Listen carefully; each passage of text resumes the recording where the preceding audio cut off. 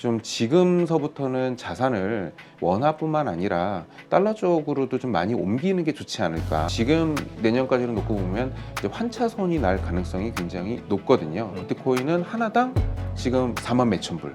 달러로 이제 가치 환산을 하고 있기 때문에 다 달러 중심이다. 이제 이렇게 환차손이 발생을 한다라고 하는 시기는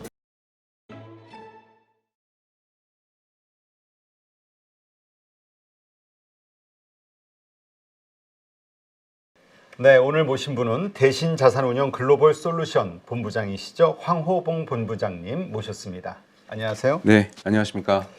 요즘 우리가 외환에 대한 관심이 좀 많이 커지고 있거든요. 예. 그러니까 미국 주식에 투자하시는 분들도 늘고 있고 네. 요즘 또 엔저 때문에 네. 엔화에 투자하시는 분들도 있고 예. 그 바탕으로 또 일본 주식 투자하시는 분들도 네. 있고 그러면서 환율에 대해서 예. 상당히 호기심을 가지신 분들이 많은데요. 예. 마침 오늘 BOJ에서 네. 양적 완화 네. 요거를 좀 지속적으로 더 하겠다 예, 이렇게 맞습니다. 발표가 된 것 같아요. 예, 맞습니다. 그러니까 원래는 사람들은 이제 투자자들이 기대를 했던 거는 이제 금리를 어떻게 좀 올리나, 이제 이번에 좀 마이너스 금리를 시대를 접나 이런 것들을 좀 고민을 했었던 것 같아요. 근데 사실은 일본 같은 경우는 GDP 대비 부채가 엄청 많은, 거의 전 세계에서 가장 많은 나라이기 때문에 그 부채 규모를 생각을 하면은 금리를 올리는 게 상당히 부담스럽습니다. 그렇죠. 예, 그래서 금리 올리는 결정을 가급적이면 최대로 뒤로 미룰 수밖에 없는 상황이에요. 그래서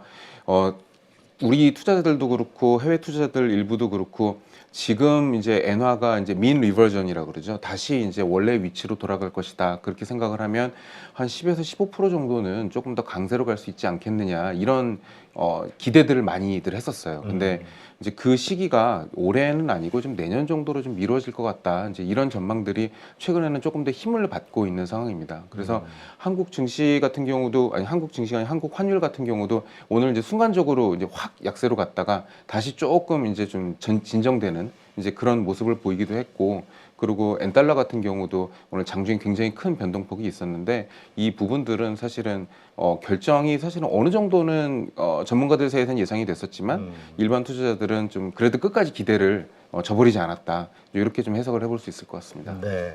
하여튼 또 이 주식 투자하시는 분들 입장에서는 이게 또 일본의 금리 인상이라는 어떤 일을 벌리면서 엔키리 트레이드 네. 요거에 대한 고민들 네. 또 하셨던 분들도 있어요. 그래서 네. 안도의 한숨을 네. 내셨던 분들. 또 오늘 사실 증시 보면은 12시 전서부터 네. 외국인의 선물 매수가 확 들어왔거든요. 네. 그 BOJ 발표 이후. 네, 맞습니다. 외국인들도 상당히 신경을 쓰는 것 같긴 예, 해요. 그런 것 같습니다. 외국인들도 사실 뭐 일본뿐만 아니라 국내 증시에도 요즘 좀 많은 관심을 보이고 있는 것 같아서 좀 선물이나 아니면 현물 거래가 좀 많이 더 활성화된 것 같습니다. 네. 요즘 이렇게 외환에 대한 관심이 커지는 시점인데 나는 당신이 달러 투자를 시작했으면 좋겠습니다라는 책을 쓰셨네요. 네, 왜 맞습니다. 달러 투자를 해야 된다고 생각하시나요? 이제 사실은 이제 작년에 이제 그런 고민을 좀 많이 했었어요. 이제 작년에 증시가 계속 좋다가 작년에 이제 많이 좀 힘들었잖아요. 많이 힘들었는데 작년 3분기 정도 때까지 우리나라 사람들이 좀 가장 많이 좋아하는 테슬라라는 주식이 연초 대비해서 25% 정도까지 빠졌었습니다. 네. 근데 사실은 환율은 20% 정도 우리나라 환율이 좀 떨어지는 바람에 이제 환차익이 있었죠. 그래서 이제 계좌상으로 놓고 봤을 때는 테슬라라는 주식이 한 마이너스 5%, 마이너스 6%, 이 정도 이제 연초로 찍혀 있었던 상황이었어요. 그러다 보니까 사람들이 이 주식에 대해서 이제 별로 생각을 하지 않고 그냥 나쁘지 않네 이렇게 이제 생각을 했던 거죠. 그래서 이 얘기를 조금 개념을 좀 잡아줘야 되겠구나, 아니면 개념을 좀 잡아드려야 되겠구나 이런 생각을 좀 했었습니다. 그래서 가까운 지인들도 그렇게 생각을 할 정도면 정말 많은 분들이 환에 대한 개념은 아직도 좀 없겠구나라는 생각을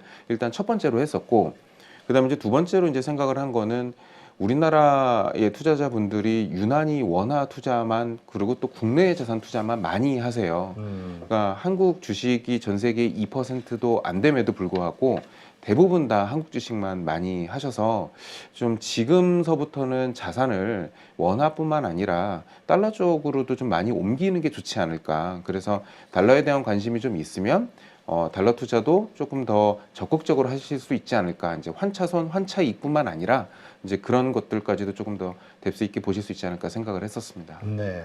근데 마침 요즘 그 많은 분들이 고민을 하고 있는 게 우리가 원래 적정 환율이 한 1,100원에서 한 1,200원 사이? 네, 요 정도로 과거를 보면은 과거에 네, 과거를 보면 그렇죠. 그러니까 그거 경험이 있으신 분들은 지금 네. 1,300원의 그 환율이 네. 되게 지금 오버슈팅한 거라고 생각하시는 분들도 있거든요. 네. 근데 미국 시장이 자꾸 올라가니까 지금 네. 미국 주식을 지금이라도 환전을 해서 사야 돼? 이 네. 고민 네. 하시는 분들이 있는데 네. 어떻습니까? 지금 우리 환율의 위치. 지금 사실은 역사적으로 봤을 때는 높은 거는 맞아요. 그래서 만약에 미국이 내년에 금리 정상화의 단계를 밟아간다고 하고, 그리고 한국도 경제가 지금은 조금 안 좋은 상태지만 다시 이제 수출이 좀 회복을 해서 어느 정도 올라온다라고 하면은 내년에 얼추 한 뭐 1,200원대 한 초중반 정도까지는 갈 수 있지 않을까라는 기대를 해보고는 있습니다. 근데 우리가 이제 예전에 봤었던 이제 1,100원대 중반, 그 다음에 1,200원대 많이 올라가 봐야 1,200원대 그렇죠. 초반, 이제 요 정도까지 가려면은 우리나라 경제가 조금 더 힘을 내야 되지 않을까 이제 이렇게 생각을 하고 있습니다. 그러니까 이게 우리 가치가 그만큼 떨어졌다는 얘기잖아요. 그렇죠, 그 맞습니다. 얘기는 우리 한국 경제 그 펀더멘털이 약해졌다라고도 볼 수 있는 건데. 네, 맞습니다. 예. 좀 문제 있는 거 아닌가요, 그러면? 예, 근데 이제 어쩔 수가 없는 게 이제 우리나라의 이제 수출의 이제 1등, 2등 보면은 뭐 자동차는 올해 사실은 굉장히 좋았지만 뭐 현대자동차 실적이 올해 좀 굉장히 좋았지만 가장 사실은 수출을 견인하는 반도체 같은 경우가 이제 올해 이제 바닥을 찍고 올라가고 있으니까 이제 뭐 내년이나 아니면 내후년 초 정도쯤 되면은 펀더멘탈이 좀 많이 수출 쪽에서 회복하지 않을까 이런 생각을 합니다. 더군다나 뭐 환율 같은 경우는 뭐 수출과 수입을 이제 다 고려하지 않고 그냥 수출만으로 놓고 봤을 때도 굉장히 상관관계가 높거든요. 그래서 수출이 조금 더 강한 수출의 모습이 나타난다라고 하면 환율도 좀 우리나라 원화가 좀 강해지지 않을까 이렇게 예상하고 있습니다. 네. 그러면 지금 오늘 우리 지금 환율이 한 1,306원 정도 네. 하는데 네. 지금의 환율에서도 충분히 환전할 만한 가치는 있다. 이렇게 보시나요? 그러니까 환전을 해서 가지고 계시다. 또 만약에 환전을 해서 예금에 넣는다라고 하면은 지금은 조금 주저하시는 게 당연합니다.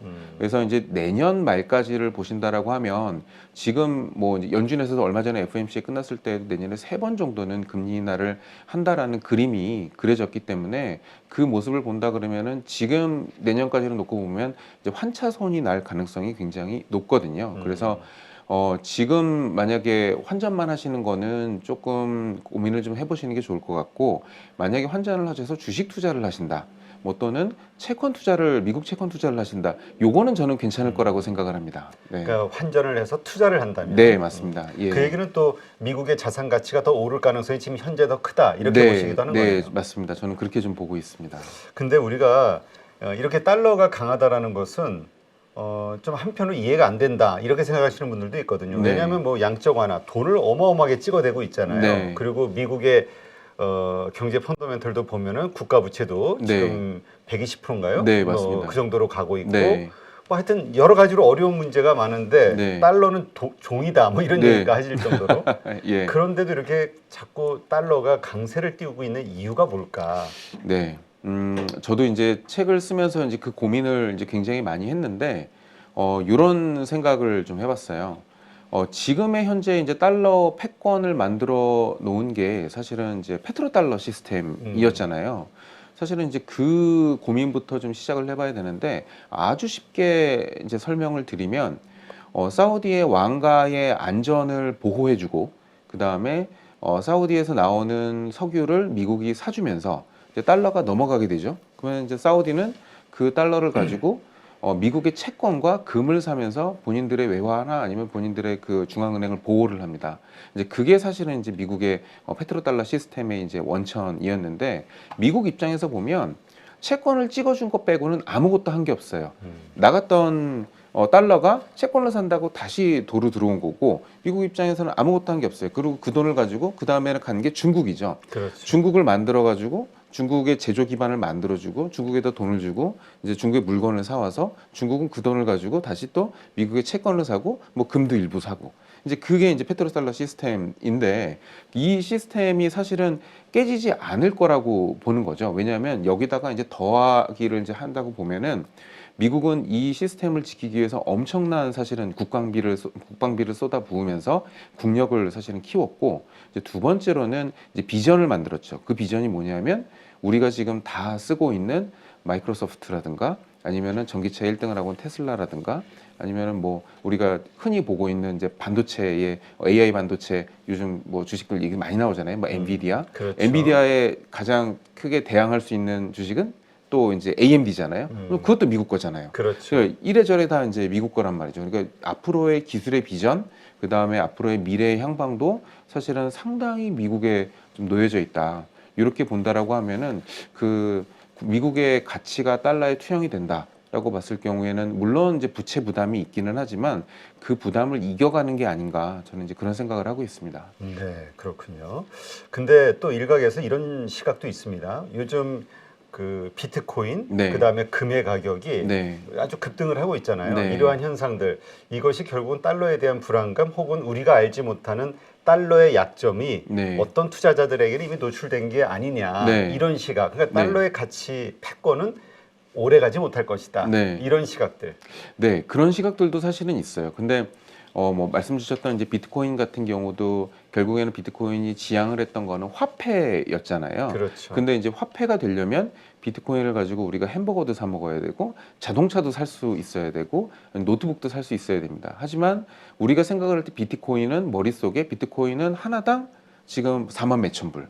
요거에 딱 지금 머릿속에 들어 있잖아요. 그러면 결국에는 그것도 또한 달러로 이제 가치 환산을 하고 있기 때문에 다 달러 중심이다. 이제 이렇게 사실은 보고 있고 이제 금 같은 경우는 놓고 봤을 때는 이제 최근 들어서는 수급 이슈가 조금 있는 것 같아요. 그래서 이제 그 부분에서 이제 가격이 좀 올라갔던 부분이 있고 물론 이제 안전자산 선호 현상에 대한 이슈도 있지만 그 수급 이슈도 조금 있었던 것 같아서 이게 달러의 기조를 흔들 정도의 트렌드는 저는 아니라고 보고 있습니다. 네, 그렇군요. 자, 12월 FOMC가 얼마 전에 있었고요. 네. 연준 파월 의장이 어떻게 2주 만에 네. 매파에서 비둘기로 싹 변신을 하면서 네. 시장에는 환호를 주기도 했고 네. 또 그 충격받은 사람들도 있겠죠. 네. 투자 그쪽 네. 연준의 어떤 스탠스를 믿고 투자한 네. 사람들은 예. 어떻게 봐야 됩니까?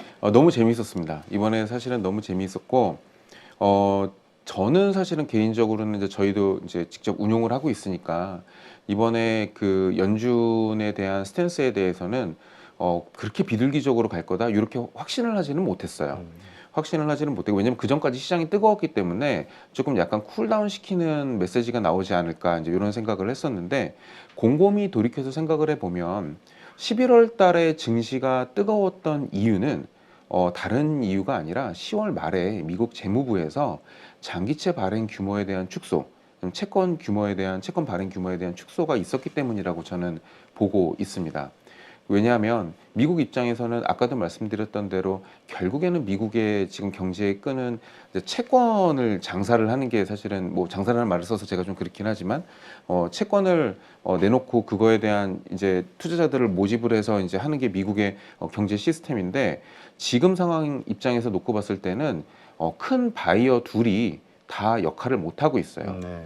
중국은 2016년도서부터 지금 이제 바이어임을 거의 이제 자처를 안 하고 있고 일본은 작년에는 이제 조금 그랬지만 올해 들어서는 이제 조금 사고 있기는 하지만 작년에는 많이 안 샀고요. 올해는 좀 사고 있긴 하지만 일본도 그렇게 신통치 않습니다. 그래서 실제로 골드만삭스 자료를 보면 작년과 올해 미국 채권의 가장 순매수를 했던 그 주체는 하우스홀드예요. 그러니까 결국에는 일반 투자자들이 많이 산 거거든요. 네.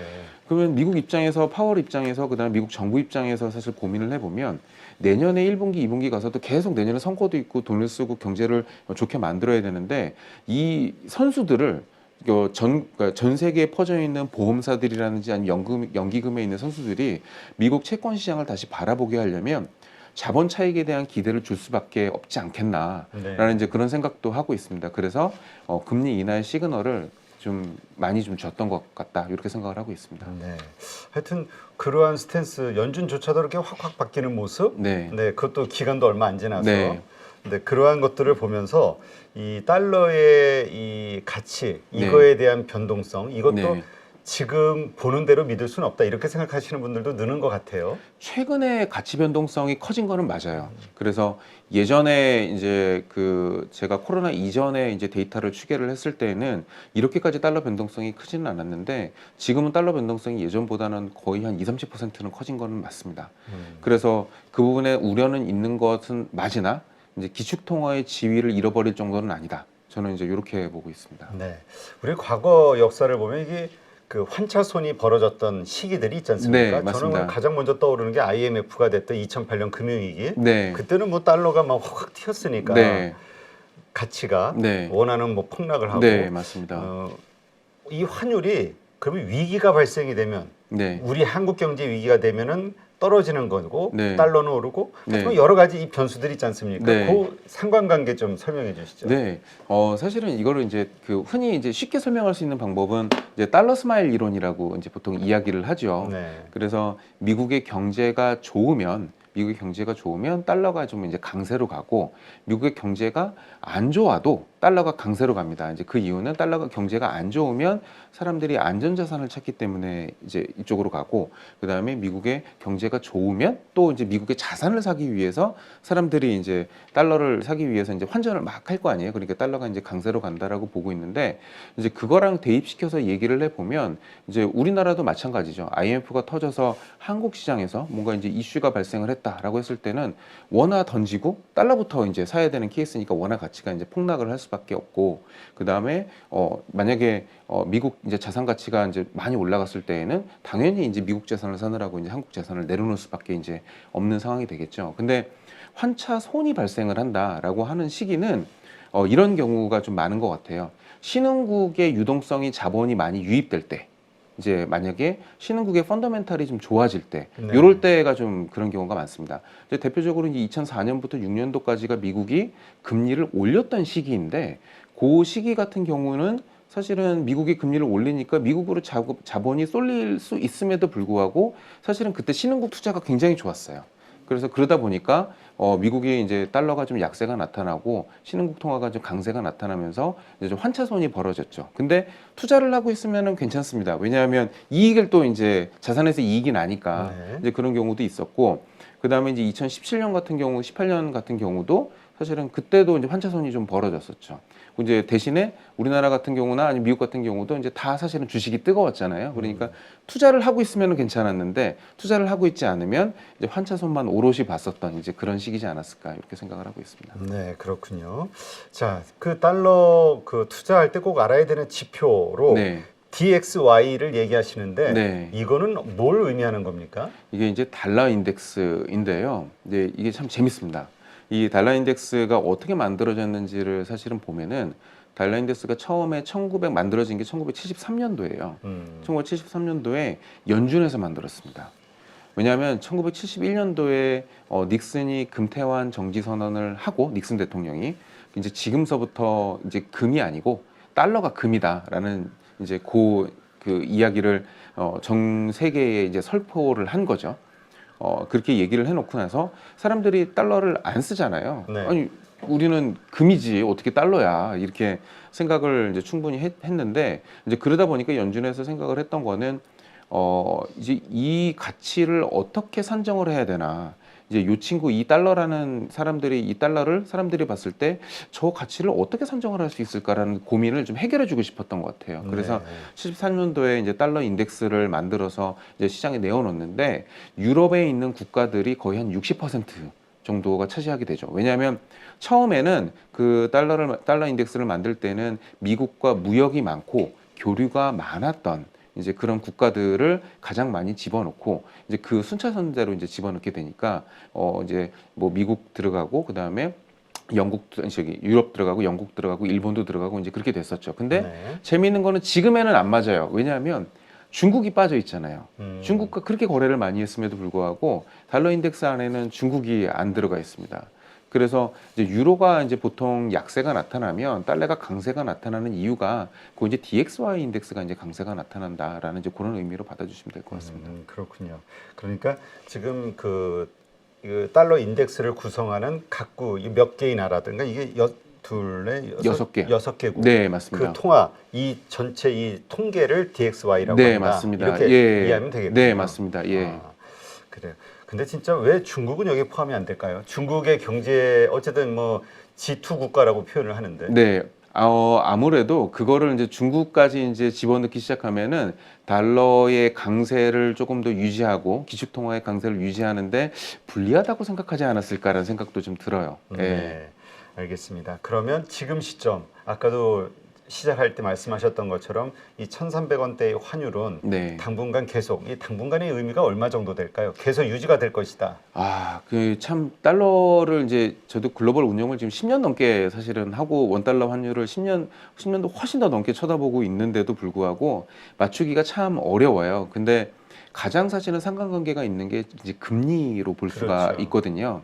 근데 이제 금리도 일반 명목 금리가 아니라 인플레이션을 포함한 실질 금리와 상관관계가 굉장히 높습니다. 네. 이제 그러다 보니까 미국의 이제 인플레이션이 떨어지고 이제 그리고 이제 또 금리도 내년에 같이 떨어지고 이제 그러다 보니까 그 관계에서 놓고 봤을 때는 내년에 그래도 달러가 원화 강세 쪽으로 좀 많이 가지 않을까 이제 이렇게 생각을 하고 있는 거죠. 그래서 중간의 흐름은 어떻게 될지 모르나 한 내년 말쯤 놓고 봤을 때 그러니까 지금보다 내년 말쯤 놓고 봤을 때는 좀 많이 떨어져 있지 않을까 이렇게 좀 생각을 하고는 있습니다. 그런데 떨어진다 하더라도 예전에 우리 1,100원에서 1,200원 요 네. 사이의 금리 환율은 아닐 것이다. 네, 그렇게까지 가기는 좀 어려울 것 같아요. 왜냐하면 예전보다는 미국의 기준금리가 높고 그리고 만약에 내년에 우리 경제가 아주 드라마틱한 발전을 이뤄서 시장에 있는 부동산에 대한 리스크도 다 없애고 그다음에 삼성전자가 다시 한 분기당 10조씩 벌고 이제 이렇게 내년 1년 내에 쫙 이렇게 바뀐다라고 하면 그러면 가능할 수도 있겠죠. 근데 지금 상황을 놓고 봤을 때는 내후년 정도는 좀 기대해 볼 수 있을 것 같은데 내년은 조금 너무 이르지 않나 이런 생각을 하고 있습니다. 네, 알겠습니다.